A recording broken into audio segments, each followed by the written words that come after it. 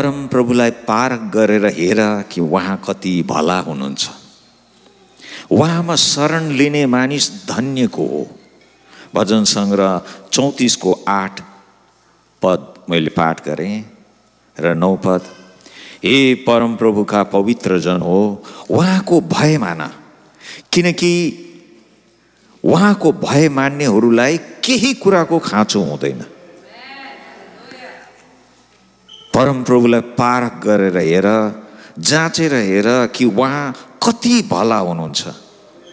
उहाँमा शरण लिने मानिस धन्यको हो।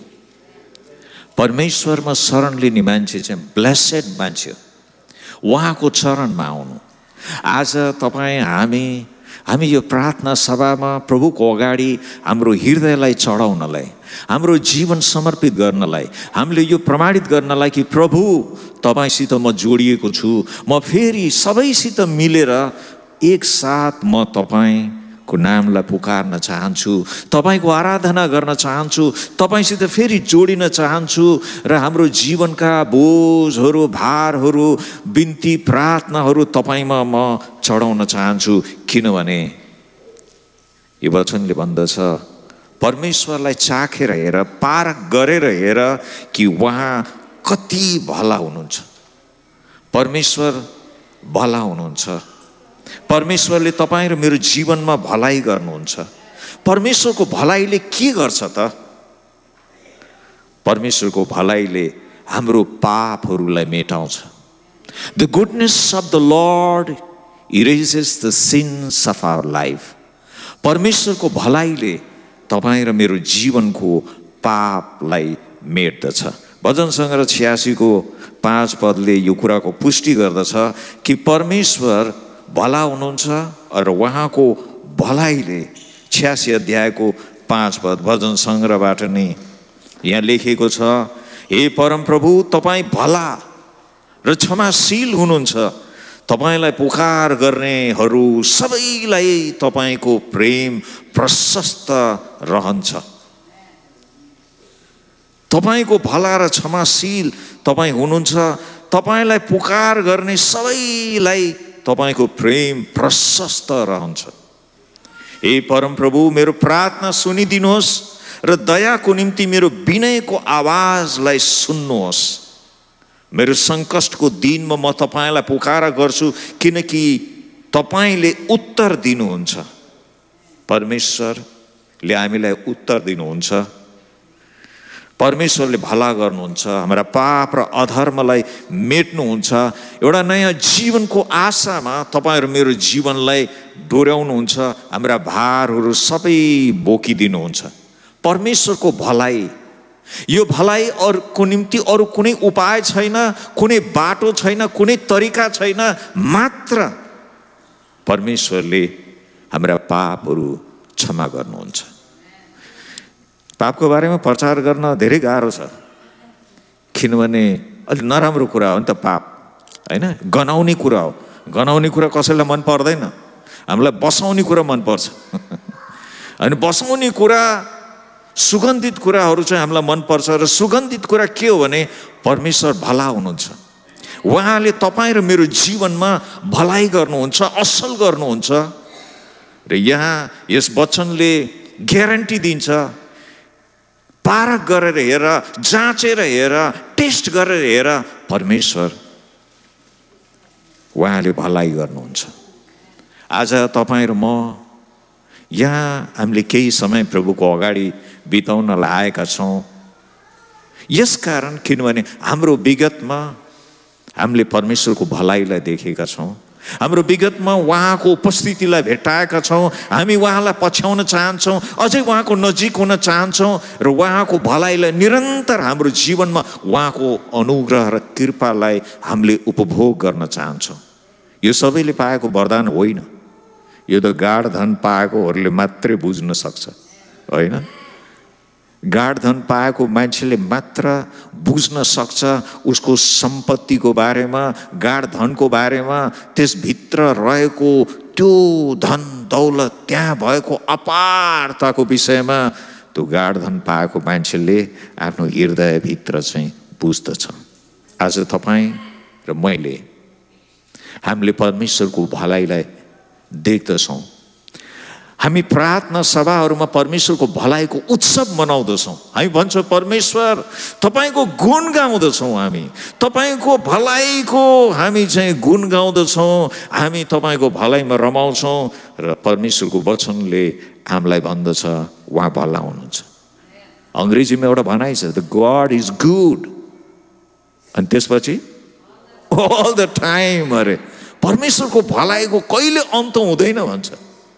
सब कुरा सिद्धिन्छ, भनेर ल्याएको सब्जी पनि सिद्धिन्छ होइन, दाल चामल पनि सिद्धिन्छ, पैसा पनि सिद्धिन्छ, लुगा पनि च्यातिएर जान्छ, तर परमेश्वरको भलाइको कहिले पनि अन्त नै छैन, कहिले अन्त छैन परमेश्वरको भलाइको। अनि हामी अन्त भएर जान्छौँ, हाम्रो हावा फुस्केर हामी तल ढल्छौँ, तर परमेश्वरको कहिले उहाँको भलाइको अन्त हुँदैन। त्यसै कारण भजनकर्ताले भन्छन् उहाँको भलाइ र करुणा म पछि पछि लाग्छ तपाईँ र मेरो जीवनको लागि। परमेश्वरको भलाइले तपाईँ र मेरो पापलाई मेटाउँछ। त्यसै कारण हामी चाहिँ उठ्न सक्छौँ, त्यसै कारण हामी परमेश्वरलाई छुन सक्छौँ, त्यसै कारण हामी धर्मी कहलाइएका छौँ, त्यसै कारण परमेश्वरका छोराछोरी हुने हक अधिकार तपाईँले मैले पाएका छौँ, किनभने परमेश्वरले तपाईँ र मेरो जीवनमा भलाइ गर्नुभएको छ, उहाँले तपाईँ र मेरो जीवनमा उपकार गर्नुभएको छ। प्रार्थना सभाहरू यो परमेश्वरको भलाइको उत्सव मनाउने समय हो, जहाँ हामी परमेश्वरलाई पुकार गर्दै उहाँप्रति हाम्रो कृतज्ञतालाई हामीले प्रकट गर्दछौँ। अरू के नै हामी गर्न सक्छौँ? परमेश्वरलाई हामीले के नै गर्न सक्छौँ? त्यति महान परमेश्वर, दया र कृपा र भलाइको परमेश्वर, जसले हाम्रा सबै पापहरू मेटाउँछ। वचनकर्ताले 103 मा भनेका छन् नि, हे मेरो मन तैँले परमप्रभुलाई धन्यको भन् र उहाँका उपकारहरूलाई नबिर्सी। राजाले आफैलाई हुकुम गर्दैछ, आफैलाई हुकुम गर्छ राजाले, भन्छ परमेश्वरको उपकारहरूलाई नबिर्सी, किनभने तेरा पापहरू उहाँले मेटाउनु भएको छ, पापहरू मेटाउनु भएको छ, रोगहरूलाई निको पार्नु भएको छ तपाईँको अनि मेरो। अनि म सधैँ भन्ने गर्छु, हामी सबैले चङ्गाई पाएको मान्छे हौँ, त्यसै कारण हामी जिउँदो छौँ, चङ्गाई नपाएकोहरू गइसक्यो। तपाईँहरू मैले चङ्गाई पाइरहेका छौँ, दिनदिनै तपाईँहरू मेरो जीवनले चङ्गाईको उहाँको आशिष चाहिँ तपाईँले मैले पाएका छौँ, तपाईँ र मेरो जीवनमा। अनि भजनकर्ताले त्यही भनेका छन्, तपाईँले मेरो पापहरू मेटाउनुहुन्छ, मेटाउनु भएको छ र हामीलाई तपाईँले चङ्गा बनाउनु भएको छ। उहाँको चङ्गाईमा तपाईँ र म जिउँदछौँ। परमेश्वरले जीवितहरूबाट उहाँको महिमा र उहाँको प्रशंसा, उहाँको आराधनालाई उहाँले ग्रहण गर्नुहुन्छ, किनभने परमेश्वर आफै जिउँदो हुनुहुन्छ। जिउँदो परमेश्वरलाई जिउँदोहरूले चाहिँ आराधना गर्दछन्। मरेको मान्छेहरू पछाडि गएर बस्छन् भनेर सुनेको छु मैले, तर यहाँ बस्छन् कि बस्दैनन् थाहा छैन मलाई। जब मान्छे आत्मामा मर्छ नि, पछाडि पछाडि जान्छ अरे। तपाईँको चर्चमा पनि याद गर्नु होला, पछाडि पछाडि को जान्छन् भने। परमेश्वर भला हुनुहुन्छ र उहाँको भलाइले तपाईँहरू मेरो पापहरूलाई मेटाउँछ। परमेश्वरको भलाइले हाम्रो खाँचोहरू जुटाउनुहुन्छ। परमेश्वरले पुर्याउनुहुन्छ हाम्रो जीवनको खाँचोहरू, हाम्रो आवश्यकताहरू, हामीलाई राम्रो कुराहरू दिनुहुन्छ। परमेश्वरले थोत्रिएको, भाँचिएको, टुक्रिएको, फेरि गम लगाएर टालेको कुरा उहाँले दिएको मलाई थाहा छैन। परमेश्वरले हाम्रो जीवनको खाँचो पुर्याउनुहुन्छ। यो गवाही हो, यो साक्षी हो। परमेश्वरलाई चिन्ने मानिसहरूलाई परमेश्वरले जुटाउनुहुन्छ, पुर्याउनुहुन्छ। त्यसै कारण ती मानिसहरूले अरूलाई पनि पुर्याउँछन्। देव तिमीलाई दिनेछ, किनभने परमेश्वरले हाम्रो खाँचोहरूलाई जुटाउनुहुन्छ, हाम्रो खाँचोहरूलाई उहाँले पुर्याउनुहुन्छ। उहाँले अचम्म काम गर्नुहुन्छ तपाईँ र मेरो जीवनमा। परमेश्वरले जे गर्नुहुन्छ उहाँले आश्चर्यजनक काम गर्नुहुन्छ। तपाईँ र मैले जे गर्छौँ, हामी नोकरी गर्छौँ अनि पैसा कमाउँछौँ अनि तनखा पाउँछौँ, तर परमेश्वरले जे गर्नुहुन्छ उहाँले आश्चर्य कर्म गर्नुहुन्छ। आँखाले नदेखेको, कानले नसुनेको, मनले नचिताएको कुराहरू उहाँले तपाईँ र मेरो जीवनमा गर्नुहुन्छ। परमेश्वरका हरेक कामहरू आश्चर्य कर्म हुन्। उहाँले 5,000लाई खुवाउनु भयो। आज हामी छक्कै दङ्ग पर्छौँ। उहाँले कानाको त्यस विवाहमा गएर पानीलाई उहाँले दाखरस बनाइदिनु भयो। उहाँले धेरै दृष्टिविहीनहरूलाई उहाँले निको पार्नुभयो, पक्षघातीहरूलाई निको पार्नुभयो, अचम्मका कामहरू गर्नुभयो। ठुलो भिड उहाँको पछि लाग्थ्यो। उहाँले बोलेका वचनहरूले मान्छेले जीवन पाउँथे। त्यसै कारण उहाँले आफै भन्नुभयो, बाटो सत्य र जीवन म नै हुँ भनेर भन्नुभयो। तपाईँ र म, हामी मामुली मान्छे होला, तर तपाईँ र म भित्र हुनु परमेश्वर, उहाँ महान हुनुहुन्छ। उहाँ भलाइको परमेश्वर हुनुहुन्छ, जसले हाम्रा पापहरू मेट्दछन्। उहाँ चाहिँ हाम्रो जीवनको आवश्यकता र खाँचोहरूलाई उहाँले जुटाउनुहुन्छ, पुर्याउनुहुन्छ। भजन सङ्ग्रह 34मा यसरी पनि भनिएको छ, 8देखि 12, परमेश्वर भला हुनुहुन्छ। जवान सिंहहरू कमजोर होलान्, तिनीहरू भोकाउँछन्, तर परम प्रभुलाई खोजी गर्नेहरूलाई कुनै उत्तम कुराको अभाव हुँदैन। आमेन। म आफै ब्रान्डेड मान्छे हो। हेर्दा सिम्पल भन्छन् धेरैले, तर म ब्रान्डेड हो। म राम्रो कुरा लगाउँछु, अनि राम्रो कुरा पाएँ भने खान्छु, उपभोग गर्छु, किनभने म परमेश्वरलाई प्रेम गर्छु। म सडक छापतिर म लाग्दिनँ। पैसा छैन भने खाँदिनँ, छ भने राम्रै खान्छु, राम्रै लगाउँछु। परमेश्वर मेरो पक्ष हुनुहुन्छ। म कहिले पनि आफूलाई म गरिब छु भनेर प्रदर्शन गर्दिनँ। म जहिले पनि मलाई खाना पुगेको छ, लाउनु पुगेको छ, मेरो अनुहार हेर, मेरो गाला हेर भन्छु मैले। यो वचनले भन्छ, जवान सिंह गर्ने चाहिँ हामी डराउँछ, मान्छे डराउँछ, नानीहरू डराउँछ, तर यहाँ बाइबलले भन्दछ त्यस्तो राजा पनि भोकाउँछ अरे। तर परम प्रभुको खोजी गर्नेहरूलाई कुनै उत्तम कुराको अभाव हुँदैन। They will lack nothing. परमेश्वरको खोजी गर्ने मान्छेको जीवनमा उत्तम कुरा है, उत्तम कुराको अभाव हुँदैन। अर्डिनरी कुराको यहाँ कुरा गरेको होइन, तर उत्तम कुरा, द बेस्ट कुराको चाहिँ अभाव उसलाई हुँदैन। यो गवाई हो, र यो गवाई तपाईँ र मेरो जीवनबाट चाहिँ पुरा हुनुपर्दछ। परमेश्वरको भलाइले के गर्छ? परमेश्वरको भलाइले तपाईँ र मेरो जीवनको खाँचो पुरा गर्छ। खाना र लाउनु मात्रै खाँचो होइन, हाम्रो जीवनको अरू पनि त खाँचो छ। हाम्रो भावनाहरू छन्, हाम्रा फिलिङ्सहरू छ, हाम्रो पनि एउटा संसार छ जहाँ हामी बाँच्छौँ, जहाँ हामीलाई हाम्रो एक्लोपनामा हामीलाई मद्दत चाहिन्छ, जहाँ हाम्रो जीवनमा हामी धेरै एक्लिएका हुन्छौँ। त्यस्तो हरेक अवस्थामा परमेश्वरले हाम्रो खाँचो पुरा गर्नुहुन्छ। खाना र लाउनु मात्र त्यति मात्रै हो नि त, कुकुर पनि खाएको छ, लागेको छ नि त। तपाईँ र म त परमेश्वरको स्वरूपमा बनाइएका मान्छे हो। उहाँले आफ्नै स्वरूपमा तपाईँ र मलाई बनाउनु भएको छ। उहाँले हाम्रो खाँचो पुरा गर्नुहुन्छ भन्ने कुरा चाहिँ खाली खानेकुरासित होइन, तर हाम्रो जीवनको हरेक आवश्यकतामा, हाम्रो परिवारमा, हाम्रो जीवनको एक्लोपनामा परमेश्वर हाम्रो छेउमा उभिनुहुन्छ। उहाँले हाम्रो हात समात्नुहुन्छ, हामीलाई डोर्याउनुहुन्छ, उहाँ हामीसँगै हिँड्नुहुन्छ। एकजना मान्छे, उसले प्रभुलाई धेरै माया गर्थ्यो। यो धरतीबाट मरिसकेपछि स्वर्ग पुगेछ, अनि येशूले उहाँलाई टुर दिने हुनुहुन्थ्यो। अनि माथिबाट तल देखाउँदैन, त यहाँ डुलेथिस्, यहाँ डुलेथिस्, हो हो हो हो त, ऊ तपाईँलाई त सब थाहा रहेछ भन्दै थियो। अनि हिँड्दा हिँड्दै हिँड्दा हिँड्दै उसले के देख्यो भने त्यहाँ त 2जनाको पाइलाहरू देख्यो कि, प्रभु म त यहाँ एक्लै हिँडेको थिएँ त, यो त मेरो होइन भनेर भन्यो। अनि प्रभुले भन्नु, होइन, तँसँग म हिँडेको थिएँ, त्यसले गर्दा यहाँ 2जनाको पाइला छ भनेर।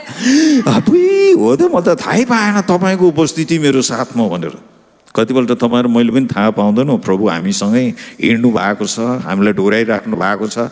अनि हेर्दै हेर्दै धेरै ठाउँहरू एकदम खुसी भयो, प्रभु धन्यवाद। तर एकदम अप्ठ्यारो अप्ठ्यारो ठाउँहरू आउँदा त त्यहाँ 1जनाको मात्रै पाइला रहेछ कि। अनि त्यसपछि त प्रभु भनेर यसरी हेरेँ, यहाँ त तपाईँले छोडिदिनु भएको छ त, म त एक्लै परेँ त भने, तँलाई छोडेको होइन, त यो भिरबाट हिँड्न सक्दैनस् भनेर मैले काँधमा राखेर यहाँबाट तँलाई पारी पुऱ्याएको भनेर। हाम्रो जीवन हरेक आवश्यकतालाई, हाम्रो साथीहरू सधैँ हामीसित बस्दैन, खाने बेला खुब खान्छ, हाँस्छन् होइन, गाह्रो अप्ठ्यारो परेको बेलामा त कोही पनि हुँदैन, कसैले सोध्दैन, कसैले पनि थाहा दिँदैन। तपाईँलाई परेको छैन होला, मैले बनाएको घरमा मैले पस्न पाएको छैन। 35 वर्ष लगाएर बनाएको घरभित्र मैले पस्न पाइनँ। त्यति मात्रमै म पूर्णविराम लगाउँछु। तर भन्न के खोजेको भने परमेश्वरले हामीलाई कहिले पनि छोड्नुहुन्न। उहाँको नाम इम्मानुएल, परमेश्वर हामीसित। यो वचनले भन्छ उहाँले हाम्रो सब खाँचोहरूलाई पुरा गर्नुहुन्छ। क्रिस्चियनहरू धेरै धनी छन् भन्छन्, हो नि धनी छन् नि, परमेश्वरले सब पुऱ्याइदिनुहुन्छ, अनि धनी किन नहुनु? अनि दाउदले भन्दछ म जवान थिएँ, बुढो भयो, तर प्रभुको मान्छेहरू माग्दै हिँडेको मैले भेटाएको छैन भनेर भनेको छ। यदि तपाईँले भेटाउनु भएको छ भने त्यो मान्छेहरू क्रिस्चियन होइनन्। यहाँ भन्छ परमेश्वरले हाम्रो खाँचोहरू सब पुरा गर्नुहुन्छ, सब किसिमको खाँचोहरू उहाँले पुरा गर्नुहुन्छ, उत्तम कुराहरूले तृप्त पार्नुहुन्छ। द बेस्ट के छ त्यो हामीलाई दिनुहुन्छ। फेरि बेस्ट भनेर तपाईँले भन्नु होला, हवाईजहाज पनि दिनुहुन्छ, हेलिकप्टर पनि दिनुहुन्छ, दिनुहुन्छ नि, किन दिनुहुन्न? यदि मसित नभएको भए म अमेरिका कसरी आउँथेँ त? दृष्टिकोण परिवर्तन गर्नुहोस्, तपाईँ एकदमै धनी मान्छे हुनुहुन्छ। तपाईँसित हुनु पर्दैन, हवाईजहाज कहाँ लगाएर राख्ने? तपाईँसित आँगन छ, हवाईजहाज राख्ने त्यहाँ। मलाई दिन लाग्नु भएको थियो, मैले एयरपोर्टमा राख्न लगाइदिएँ। घर मेरो छतमा हवाईजहाज ओर्लेर हेलिकप्टर आयो भने त घरै भत्कन्छ नि। भोलि उतै राख्नु, चाहिएको बेला मलाई जहाँ जहाँ जानु छ त्यहाँ पुऱ्याइदिनु भने मेरो हो नि त, पुऱ्याइदिन्छ मलाई। नेपालभरि डुलेको डुले गर्छु, बुद्ध एयरमा, अनि अर्को के एयर छ, यति एयर। तपाईँको दृष्टिकोण परिवर्तन गर्नुभयो भने संसार तपाईँसित छ। प्रभु येशूले भन्नुभयो सारा संसार हात पारेर आफ्नै आत्मा गुमायो भने के फाइदा छ? के पनि छैन। परमेश्वरले हामीलाई साथ दिनुहुन्छ। उहाँले हाम्रो जीवनको आवश्यकताहरू पुरा गर्नुहुन्छ। खाना लाउनु मात्रै आवश्यकता होइन, त्योभन्दा पनि अझै छ हाम्रो जीवनको आवश्यकताहरू। हाम्रो मनभित्रको पीडाहरूमा परमेश्वरले साथ दिनुहुन्छ। हाम्रो एक्लोपनामा परमेश्वरले हामीलाई समात्नुहुन्छ, हामीलाई डोर्याउनुहुन्छ र उहाँले भन्नुहुन्छ म कहाँ आउनेलाई म कुनै पनि रीतिले त्याग्ने छैन। परमेश्वरको भलाइले तपाईँ र मेरो जीवनमा हाम्रो आवश्यकताहरूलाई पुरा गर्छ। हाम्रो आवश्यकतालाई उहाँले पुरा गर्नुहुन्छ। परमेश्वरको भलाइले हामीलाई चाहिँ जीवित राख्छ। परमेश्वरको भलाइले तपाईँ र मलाई जीवित राख्छ। हामी जीवित छौँ किनभने हामी निको भएका छौँ। परमेश्वरको भलाइले हामीलाई उहाँको बाटोमा निरन्तर डोराइरहेको हुन्छ। वचनकर्ताले यसरी नै यहाँ 27 अध्यायमा पनि बडो अचम्म तरिकाले उहाँले के भन्दै हुनुहुन्छ भने 27 अध्यायको 4 र 5 एउटै कुरा म परम प्रभुसँग माग्दछु। मैले खोजेको यही हो। यहाँ प्रार्थना सभामा तपाईँ हामी माग्न आएका छौँ, प्रभुको अगाडि उत्सव मनाउन आएका छौँ, हामी खोज्न आएका छौँ जीवनभरि म परम प्रभुको भवनमा रहन पाऊँ। परमेश्वरको भवन, यो परमेश्वरको भवन हो।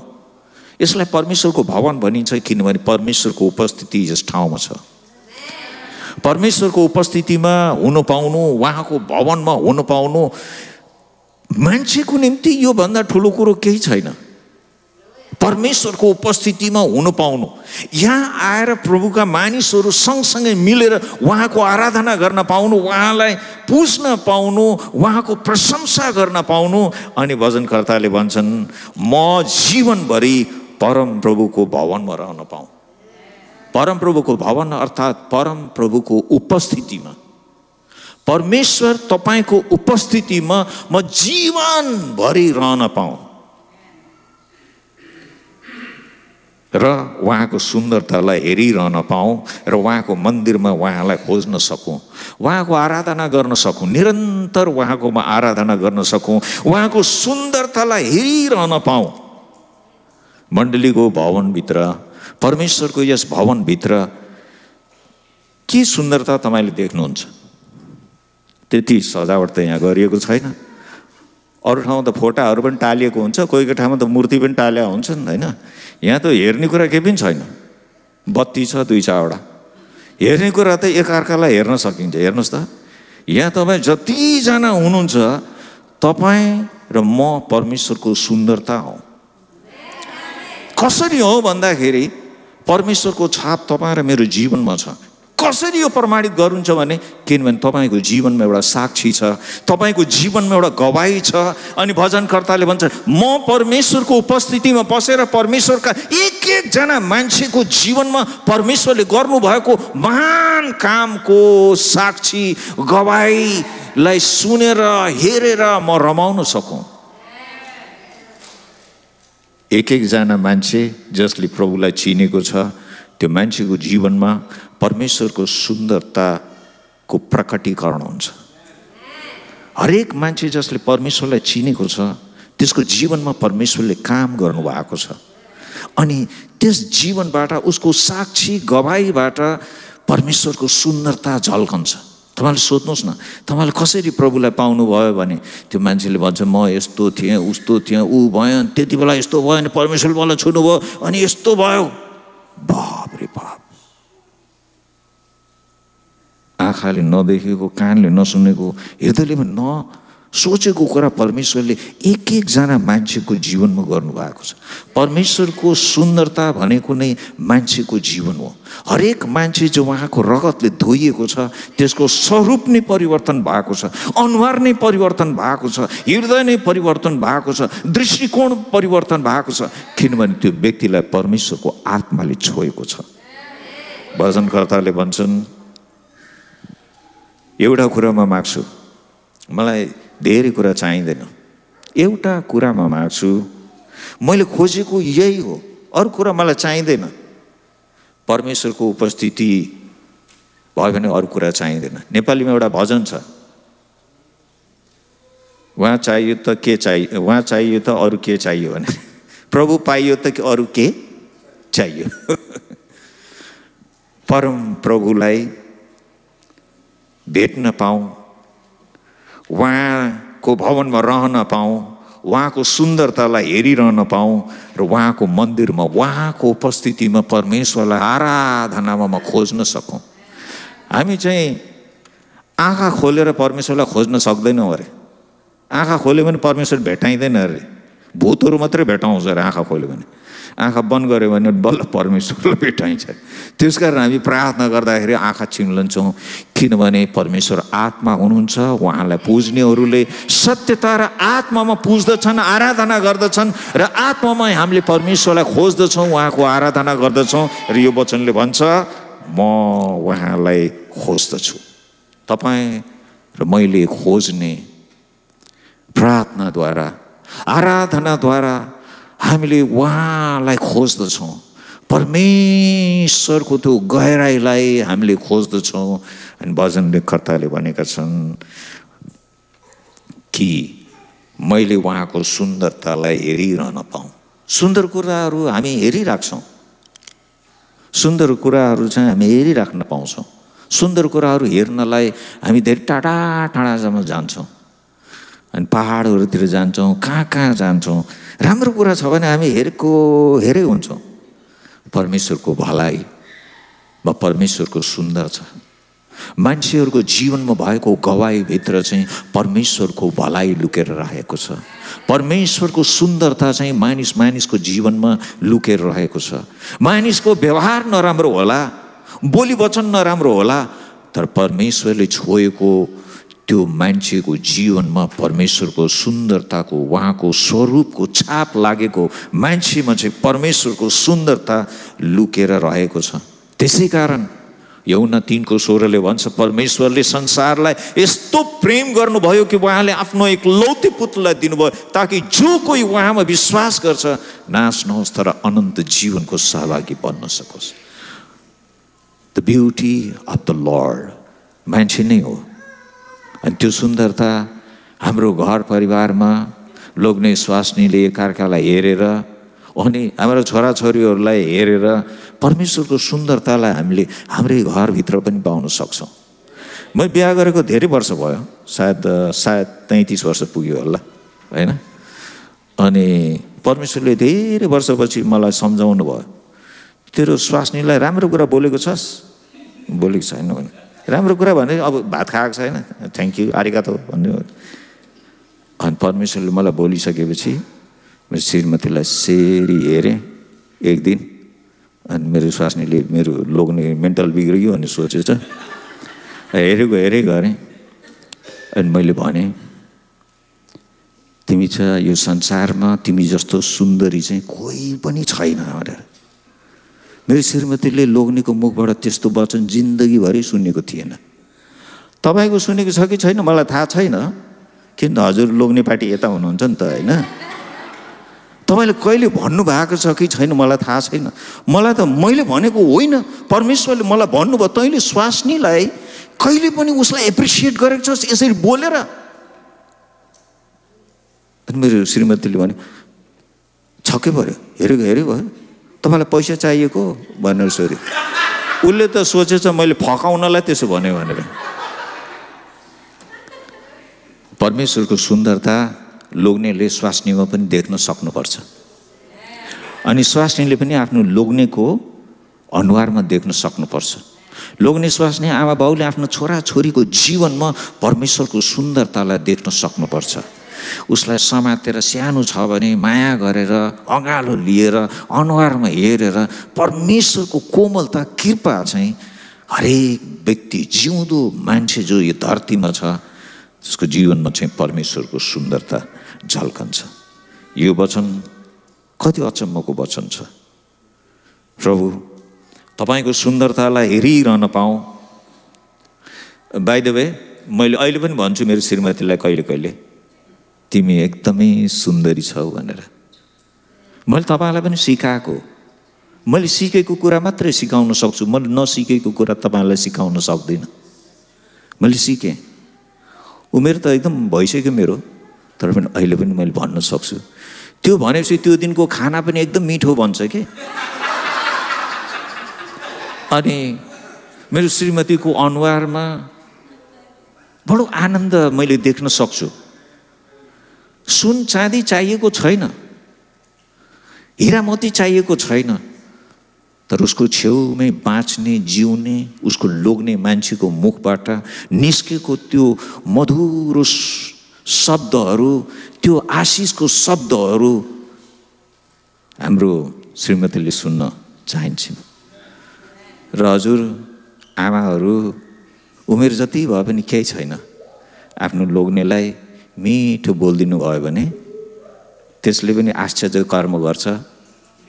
अनि तपाईँको जन्मदिनमा हुनसक्छ नयाँ मोबाइल एप्पलको पनि आउन सक्छ अनि धेरै कुराहरू अचम्मको हुनसक्छ।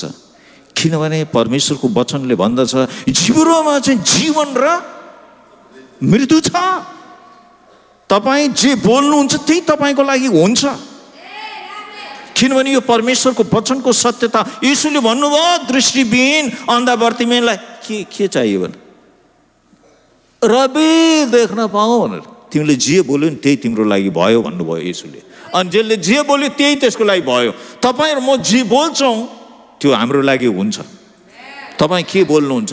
बर्बाद म त भन्नुहुन्छ, अनि परमेश्वर भन्नुहुन्छ आमेन भन्नुहुन्छ।